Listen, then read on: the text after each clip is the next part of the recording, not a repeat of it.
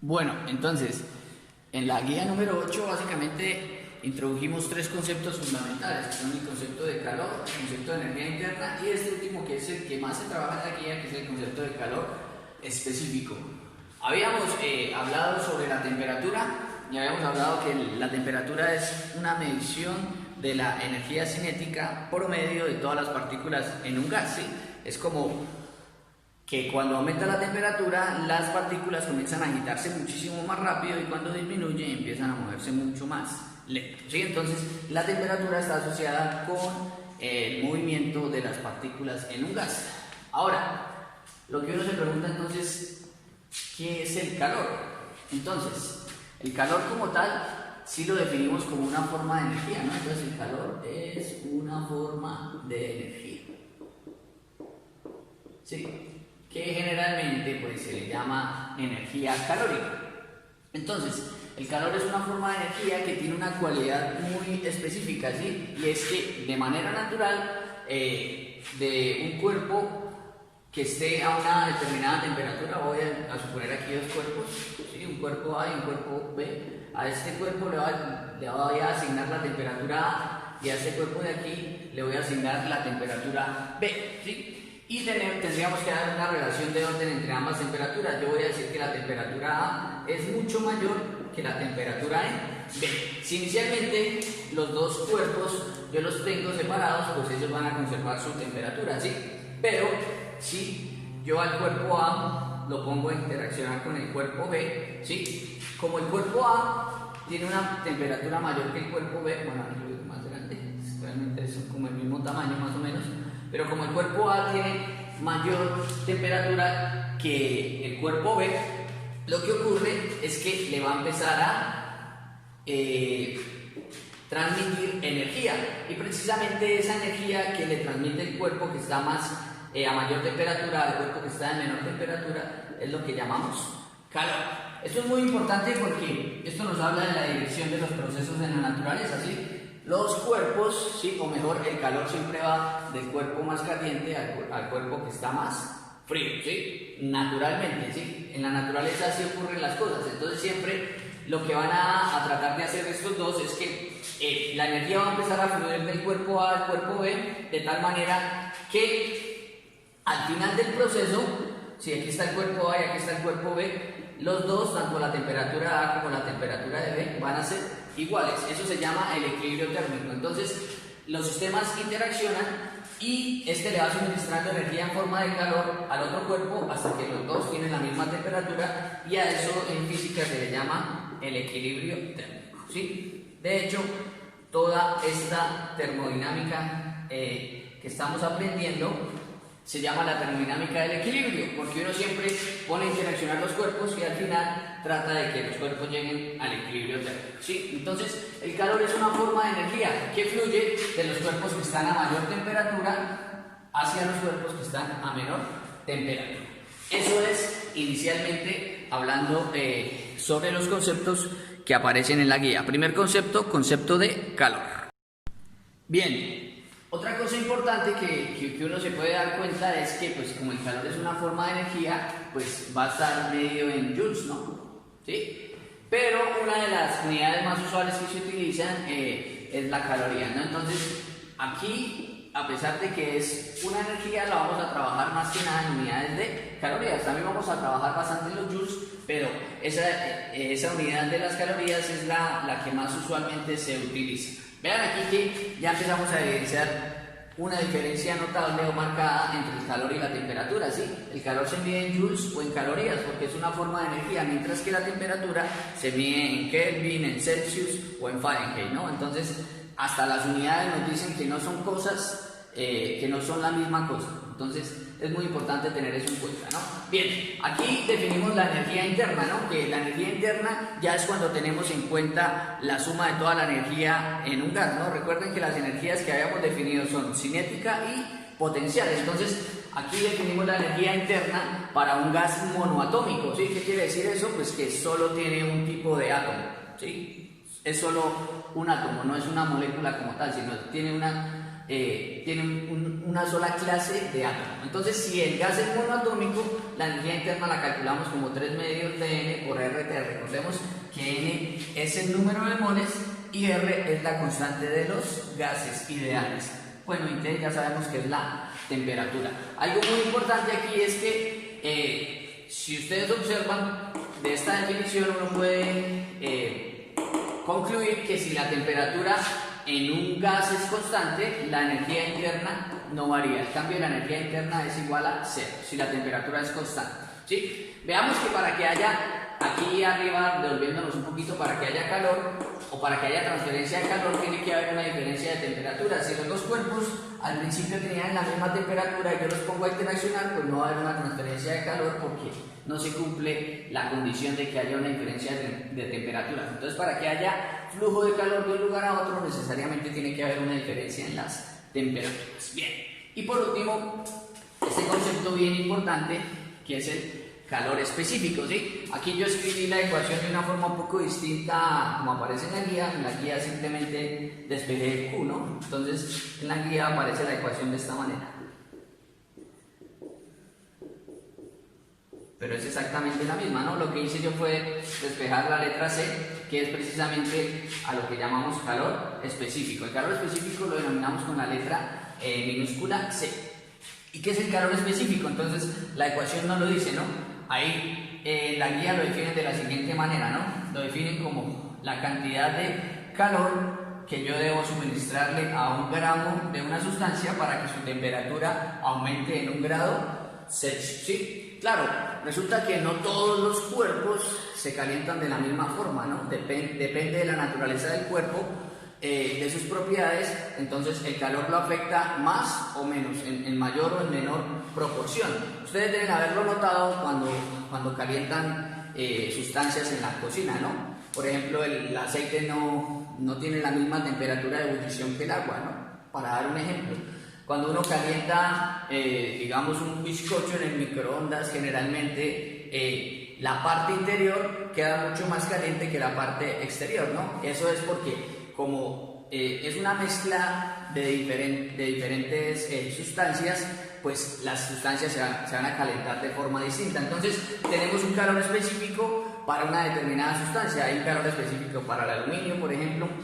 Hay un calor específico para el agua, hay un calor específico para el hierro. Entonces, dependiendo de la sustancia, va a haber un valor para ese calor específico. Yo ahí en la guía, si no estoy mal, les incluí una tabla donde aparecen los valores de esos calores específicos. Entonces, para finalizar, recordemos que es el calor específico, es la cantidad de calor que yo le tengo que suministrar a 1 gramo de una sustancia para aumentar en 1 grado su temperatura, generalmente en 1 grado Celsius. Bien. Digamos que a grandes rasgos esos son los conceptos que aparecen en la guía. Vamos a resolver un ejemplito y con eso terminamos el video. Bien, para ejemplificar un poco esta parte vamos a resolver el ejercicio número 8 que dice lo siguiente.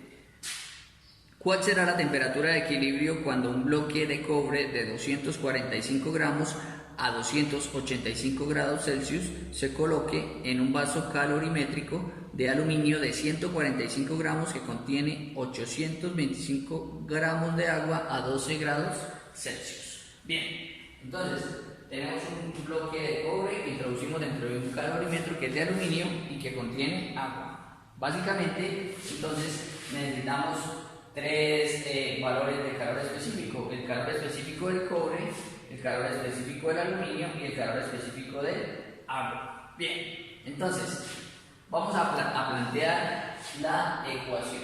Si ustedes lo recuerdan, ahí en la guía les decían que para hacer estos ejercicios lo que uno hace es el balance de calor, ¿no? La pérdida de calor es igual a la ganancia de calor. La pérdida en un punto es igual a la ganancia en otro punto. Bien, entonces arrancamos con esa definición. Entonces decimos que la pérdida de calor es igual a la ganancia de calor, ¿sí? Ahí, ¿quiénes pierden calor? Pues el que pierde calor es fragmento de cobre que se introduce dentro del calorímetro, y los que ganan calor pues va a ser el calorímetro y el agua que está dentro del calorímetro, que es como si fuera un solo sistema, pero pues como son sustancias distintas, pues nos toca plantear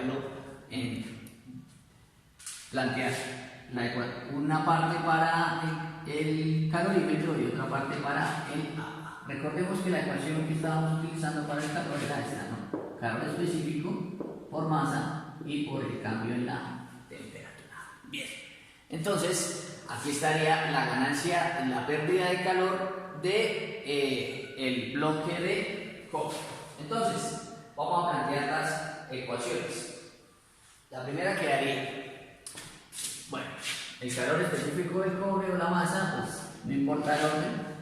Entonces, el calor específico del cobre por la masa del cobre y por el cambio en la temperatura del cobre. Ahí nos toca mirar entonces cuál es el cambio de temperatura del cobre, ¿no? El cobre inicialmente pues estaba a la temperatura que nos da el problema, y la temperatura final pues sería la temperatura de equilibrio, porque como lo dije ahorita al principio, cuando los sistemas interaccionan, al final lo que sucede es que todo el sistema va a estar en la misma temperatura, y esa temperatura final, que es la misma para todos, la va a llamar T sub B, que quiere decir temperatura de equilibrio, menos la temperatura inicial del cobre, ¿cierto? Ahí nos dan una temperatura dada para el cobre. Bien, ¿eso es igual a qué? Ahora, a el calor específico del aluminio más la masa del aluminio, ¿sí? Y por el cambio en la temperatura también del aluminio. ¿Cuál sería el cambio acá? Sería que la temperatura de equilibrio, que es la final, ¿cierto? Menos la temperatura inicial que tenía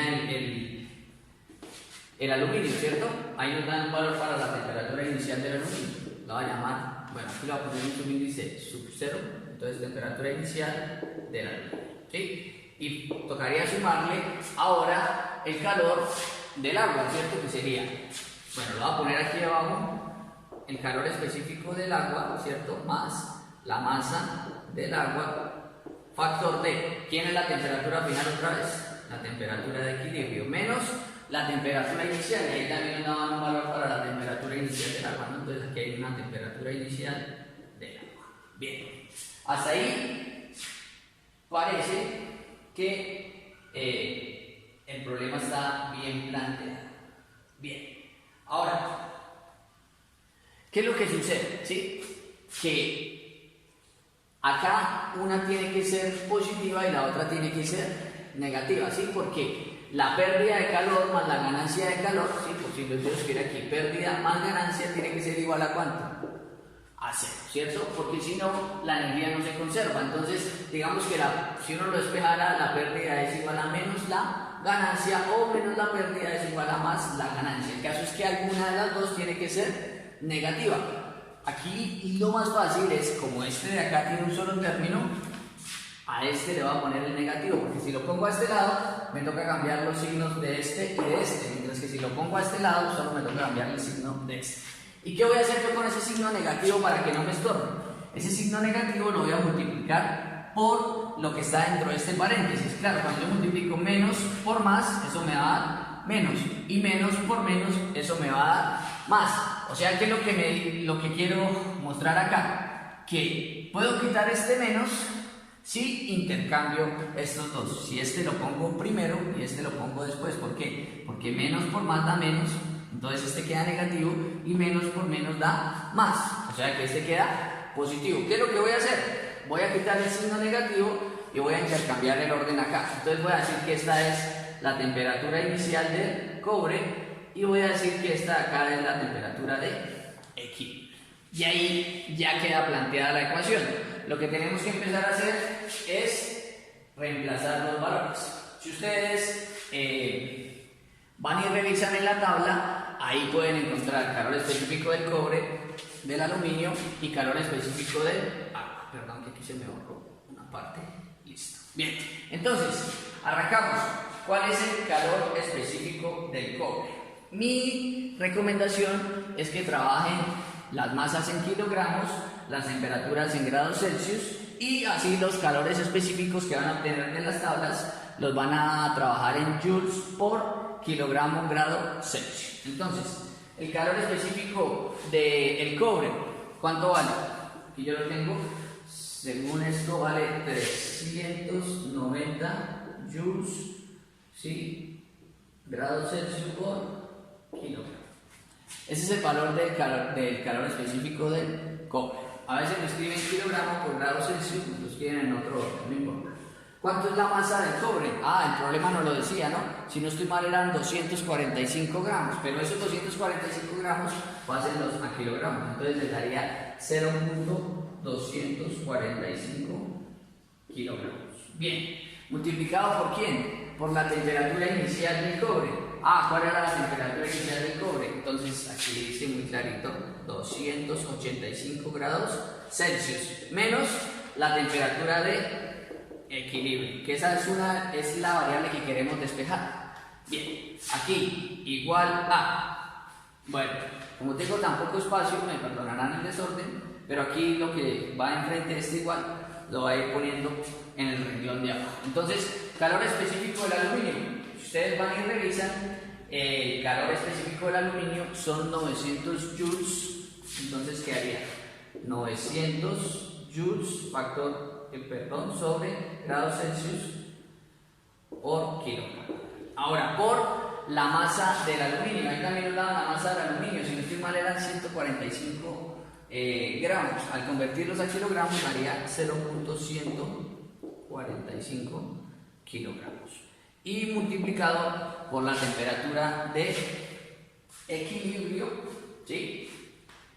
Menos la temperatura inicial del aluminio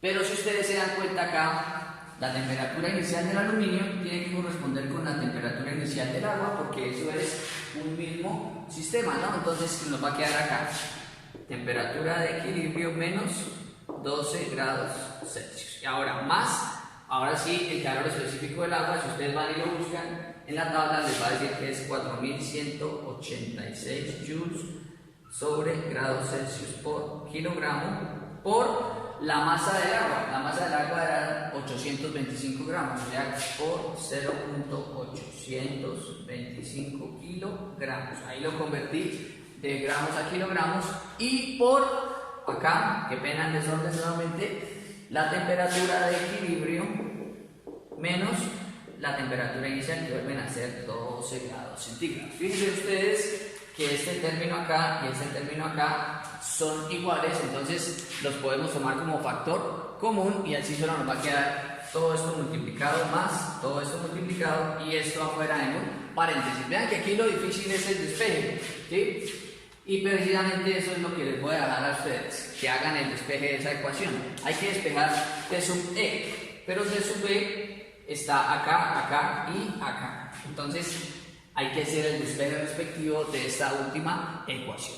Si ustedes hacen el despeje de la manera adecuada, la temperatura de equilibrio les va a dar 19,1 grados Celsius. ¿Sí? Esa es la respuesta que deben obtener, o por lo menos una respuesta muy parecida. En este caso no voy a hacer el despeje, ya hice el planteamiento de la ecuación que básicamente es lo más complicado. Ustedes de esta última ecuación que escribí van a despejar a T sub B y si lo hacen correctamente van a obtener ese resultado. Bien, con eso pues digamos que es como un corto video con una explicación rápida de esta guía la dejé bastante corta porque ya era la última y sé que tienen bastante trabajo en las demás asignaturas, entonces pues como para que tomen un poco de aire. De todas maneras estoy pendiente a sus inquietudes y cualquier situación que encuentren que no entiendan, se comunican conmigo y yo trato de orientarlos. Muchas gracias muchachos, espero que estén muy bien y espero que estén haciendo la entrega no solo en mi asignatura, sino en las demás asignaturas para que no tengan inconvenientes en este año escolar. No siendo más, me despido, muchas gracias, saludos. Quieres emociones, súmate unas fracciones, si quieres moverte al ritmo emplea los logaritmos. Si quieres ser prudente, calcula la tangente. Y si quieres pasarla mal, dividí con decimal.